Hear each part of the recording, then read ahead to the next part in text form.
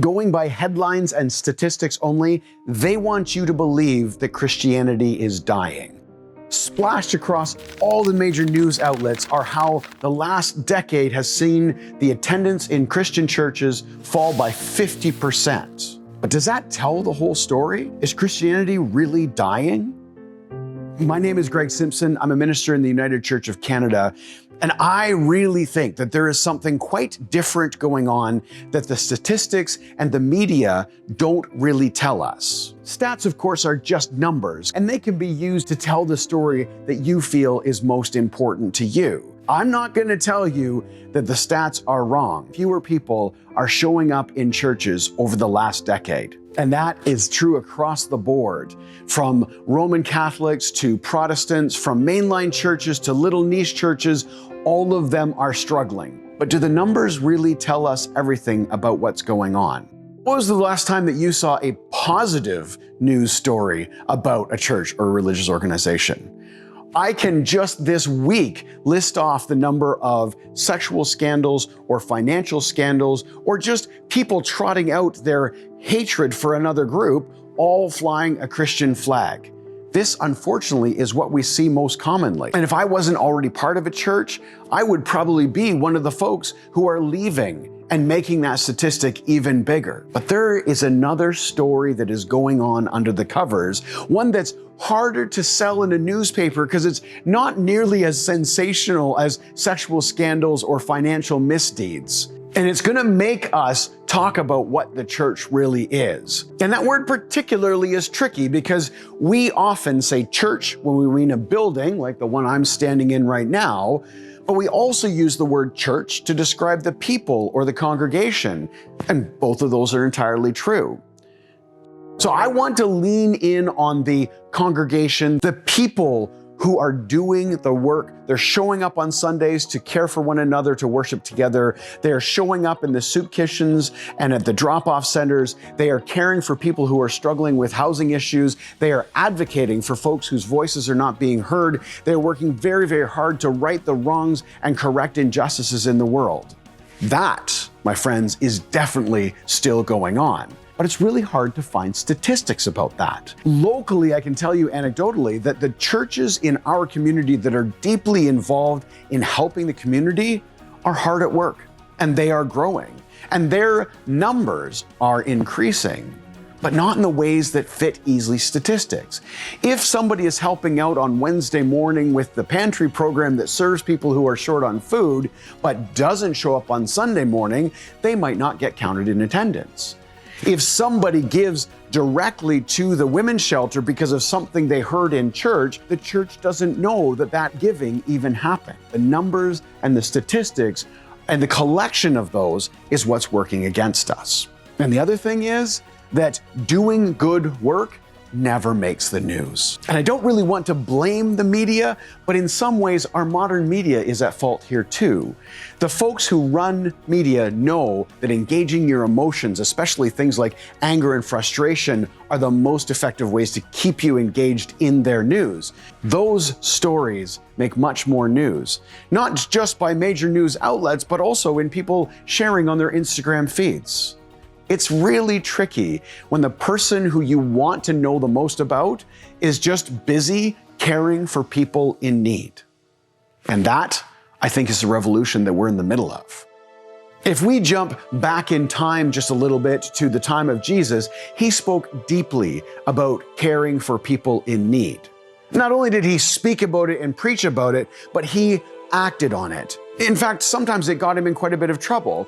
He was found hanging around with lepers in times where that was absolutely not the right thing to do. Once he had gained a little bit of notoriety or local fame, he also used that to make sure that the people in power and control saw where he was showing up. He didn't just eat with the rich and powerful, he ate with the sex workers and the tax collectors. And I want to push back against several centuries of Christian guilt for just a moment, because I don't think that he was doing it to show us and show the others around him that, oh, I will even eat with these sinners. I think he was showing up where they were, carrying the flag of society saying, hey, people in control, Do you realize you've created a society where people have to sell their own bodies just to survive? Or you have allowed the imbalance between rich and poor to become so extreme that there are some people who have to turn in their friends and neighbors and family members to the powers that be just so that they can feed their own families? These disparities in society were things that Jesus was calling out, stepping into, and in my opinion, that's part of what got him killed. He became dangerous to the people in power, not just political power, but also religious power, and those had some huge overlaps in his day. From a political standpoint, they could justify their response. If there was too much of an uprising of the Jewish people, they knew that the Romans, who outranked them and had so much more military power, would just come and wipe them out. In fact, about 70 years after Jesus, that's exactly what happened. But during his time, the political leaders and the religious leaders wanted to keep this all quiet. And even as I am saying that, I'm so keenly aware of how similar that is to today. We live in situations where the disparity between rich and poor is so extreme that every single one of us watching this video right now are far, far closer to the person who is currently outside this building sleeping on a bench because they have no home than we are to the billionaires who are making wild and crazy decisions about our lives today. We are all more like the poor than the wealthy.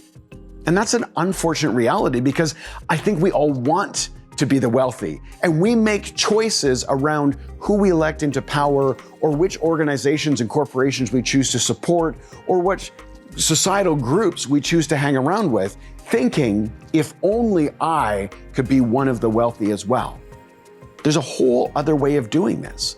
What if we follow Jesus' model and start taking care of the people around us? What if we dig deeper into actually changing the world? And that's the revolution that I think is happening within the Christian church.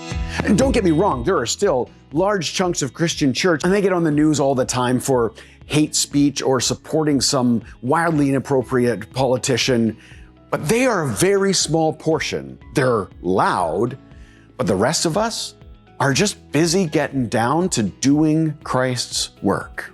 That includes most of you.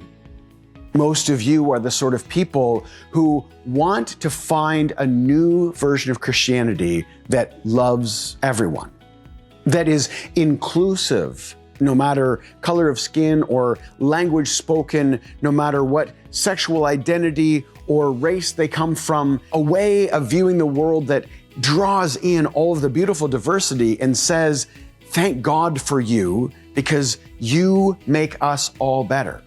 A type of Christianity that breaks down us and them conversation and says, we are all in this together. A type of Christianity that recognizes the privilege that people like me were born with, being white and English and male and living in Canada. Take that privilege, use the platform that we are given to raise up voices, to point out concerns, to start to make differences in this world. Now, I know that people watching this video come from a broad range of religious or non-religious backgrounds, but I'm also willing to bet that a lot of you know the words to the Lord's Prayer. There's a little piece in the middle that says, "Thy kingdom come, thy will be done on earth as it is in heaven." That piece has always touched my heart in a very special way. If we learned that as kids and have recited it our entire lives, is it not about time that we put that into action? That we chose to take steps so that the kingdom of God, one which through the entire Bible was described as loving and caring and peace-filled and working towards justice, that kingdom come on earth as it is in heaven? Not one that spends its time in news media or adding up statistics, but one that just gets busy taking care of those who need care. I want to finish with one little nerdy bit of history. In the first 200 or 300 years of Christianity, just as they were starting to play with the word Christian before the Holy Roman Empire, before any of that, Christians were often outcasts and not fitting with society. What we see in writings and early letters from that time period is people talking about Christians in just weird ways, saying, I don't understand them because they sell the things they have and share their wealth. They take resources that they have earned with their hard work and they give them to other people. They go out of their way to care for orphans and widows and immigrants. 2,000 years ago, Christians were weird because they bothered to care for people. I want us to be those weird Christians again. While other folks are worrying about the declining attendance in church and the fact that small churches are running out of money and closing doors on a regular basis, that is true. And we probably can't change that. But we can absolutely change, both individually and groups, how we decide to live out Christ's message in this world. How we choose to make God's kingdom come on earth as it is in heaven. Friends, I want to thank each and every one of you for all of the ways that you do care for the people in your world. I want to encourage you to just step deeper into it. And if you want to do something around media, bring them with you to the soup kitchen. Bring them with you to the rally. Bring them with you when you advocate for people who desperately need their voices heard. That is the revolution in Christianity that we need today. I love you all so much. I will see you in the next video. Bye for now.